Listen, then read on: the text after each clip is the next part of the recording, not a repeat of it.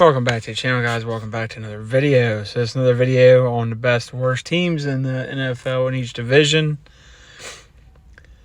Done the NFC East, NFC West. Now it's time for the NFC North. So top dog is going to be Minnesota Vikings, in my opinion. You got TJ Hawkinson. You got Kirk Cousins, who's undervalued. You've got a decent offensive line, young offensive line. You got a good head coach.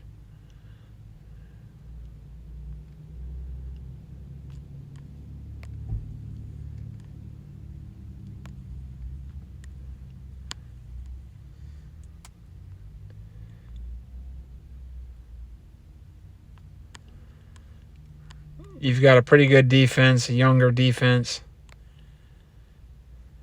ESPN ranked Hawkinson the sixth best. Are you kidding me? Bruh, ESPN doesn't count.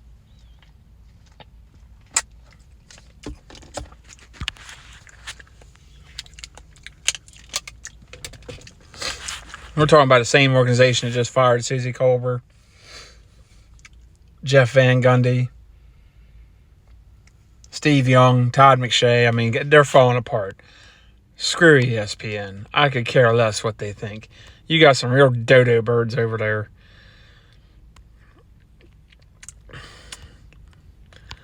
But Daniel Hunter, you've got a lot of pieces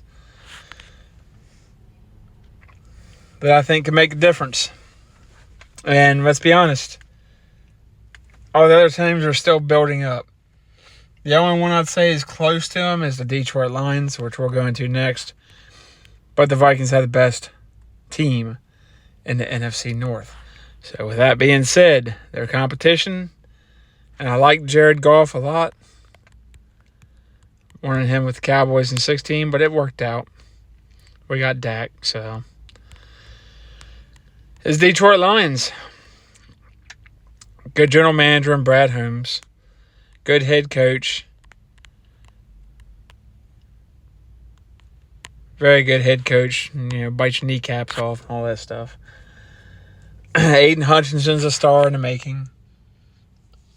Got some young tight ends, young receivers, one of which, oh my gosh, was hurt last year is understandable. But then you go and gamble, knowing what the NFL thinks about that as far as players. That's a no-no. So hopefully he comes back after 6 games and is great. Jameson Williams. You got David Montgomery from the Bears.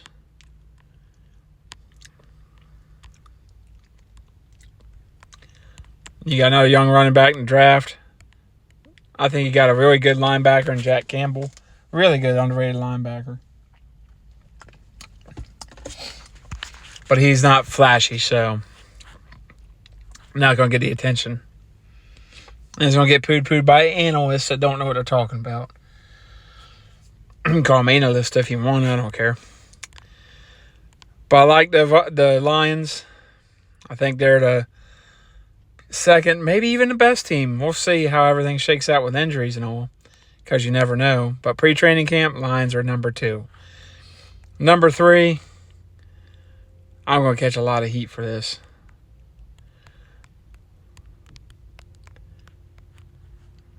And they could be even better next year.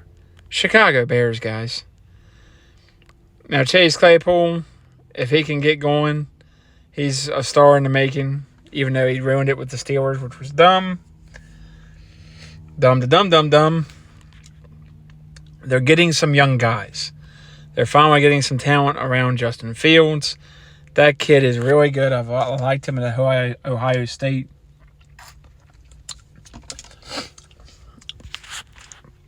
And so far, he has weathered the storm and gotten better. 3rd year, hopefully he gets even better. Really love Justin Fields. So they could shoot to the top. They could even make the playoffs this year with a weak NFC. But I love the Chicago Bears and what they're doing. If they keep building like this, I think Fields is a star in the making. I think he is a franchise quarterback. I think the Patriots and 49ers should have taken him. Nothing against Mac Jones or nothing. But I like Justin Fields. Nothing against Trey Lance. But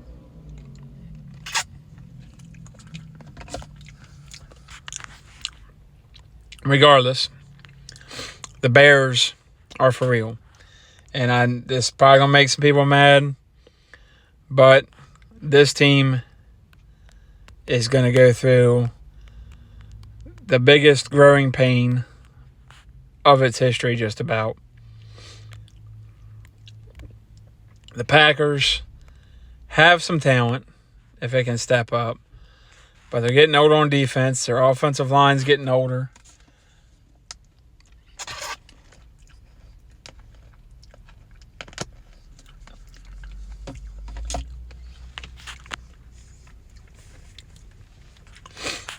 And you don't know what you have in Jordan Love. I think he's good. Has potential. Maybe he breaks out and boom, he's Aaron Rodgers 2.0. But I haven't seen it. Every time he's played, even last year, he's looked like hot trash. And I think if it wasn't for the fact, difference was Aaron Rodgers was the best quarterback in 2005, better than Alex Smith. He went to the right situation, just like Patrick Mahomes was the best quarterback in the 2017 class. Went to the best situation. It worked out. Because I don't know how Aaron Rodgers would have done in San Francisco with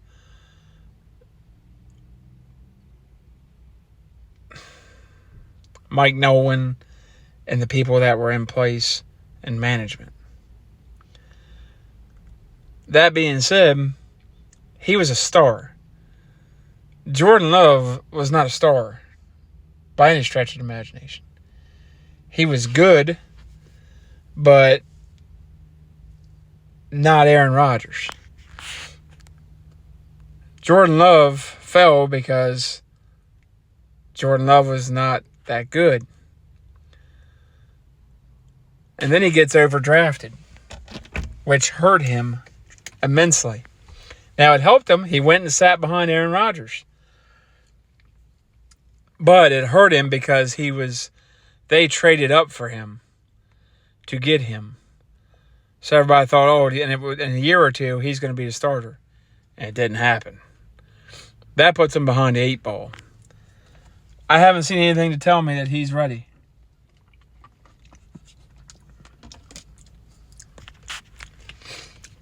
With Aaron Rodgers, when he played in preseason and even in relief of Brett Favre against Cowboys in 2007, he looked ready. He looked ready.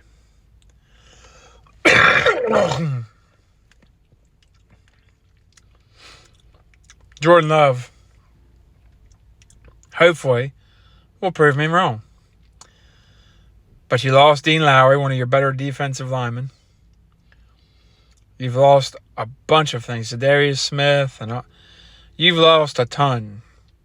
You have Jair Alexander's contract coming up. Your safeties are not the best. Darnell Savage's contract's coming up.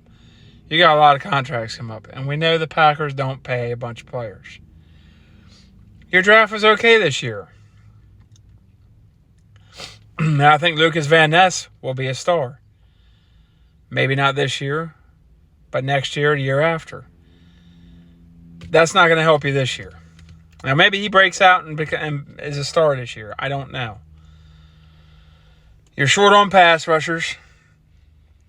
You're short on run stoppers. Excuse me. A lot of your defensive line is getting long in the tooth. Your secondary is getting long in the tooth.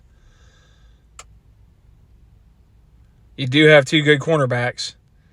But your safety is getting long in the tooth. Your offensive line is getting long in the tooth on the tackles. Got some issues. I think this is going to be a rough year for you. Now, maybe next year you bounce back. But, hey, look at the good news. If you have a very bad year and Jordan Love's not the guy, maybe you get a top 5 pick. Maybe you get Caleb Williams or Drake May and get your star quarterback, your next Aaron Rodgers, your next Brett Favre. So you can bank on that maybe. But as far as this year, it's going to be rough. But that might help you. Maybe you get some extra picks. Maybe you make some trades before the middle of the season. Who knows? And this could absolutely change. Maybe Jordan Love breaks out and boom, I'm like, oh my gosh, I was wrong. That's fine with me. I don't care. But for right now, I just haven't seen it. And I don't think we will. Let me know what you guys think in the comments down below. Like and subscribe, and I will catch you guys on another video.